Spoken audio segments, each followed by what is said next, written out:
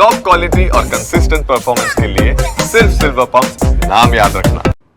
વડોદરાથી સમાચાર કે જ્યાં ચાંદીપુરાના શંકાસ્પદ લક્ષણો ધરાવતી વધુ એક બાળકીનું મૃત્યુ નિપજ્યું। વાયરલ એન્ફેલાઇટિસના કારણે 2 દિવસમાં 2 બાળકીના મૃત્યુ નિપજ્યા છે। સિયાજી હોસ્પિટલમાં શંકાસ્પદ ચાંદીપુરાથી કુલ 12 બાળકોના અત્યાર સુધીમાં મૃત્યુ નિપજ્યા છે। 19 પૈકી એક પણ બાળકની ચાંદીપુરાનો રિપોર્ટ પોઝિટિવ નથી નોંધાયો। વધુ વિગતે વાત કરવા જોડાઈ રહ્યા છે ટીવી ટાઈમ્સના દાતા અંજલિ રિપોર્ટ આવી રહ્યા છે, પરંતુ રિપોર્ટ પોઝિટિવ નથી આવી રહ્યા। શંકાસ્પદ ચાંદીપુરાના લક્ષણો છે, કેટલા બાળકો સારવાર હેઠળ છે અને હાલ શું પરિસ્થિતિ છે ત્યાં?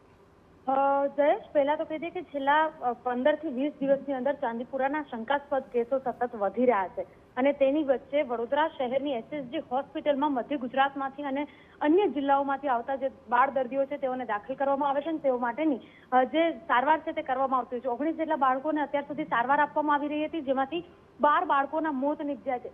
ઉલ્લેખનીય વાત એ છે કે સૌથી વધારે જે બાળકોના મોત નીપજ્યા છે તેમાંથી એક પણ બાળકનું ચાંદીપુરા વાયરસનો રિપોર્ટ પોઝિટિવ આવ્યો નથી। એટલે વાયરલ એન્સેફેલાઇટિસના કારણે તેઓના મોત નીપજ્યા હોવાની વિગતો સામે આવી રહી છે। 24 કલાકમાં ગઈકાલે એક 11 વર્ષીય બાળકીનું મોત નીપજ્યું હતું અને ગઈકાલે 6 મહિનાની જે બાળકી છે દાહોદથી આવેલી હતી, તેની સારવાર ચાલતી હતી, તેનું પણ વાયરલના કારણે મોત નીપજ્યું છે।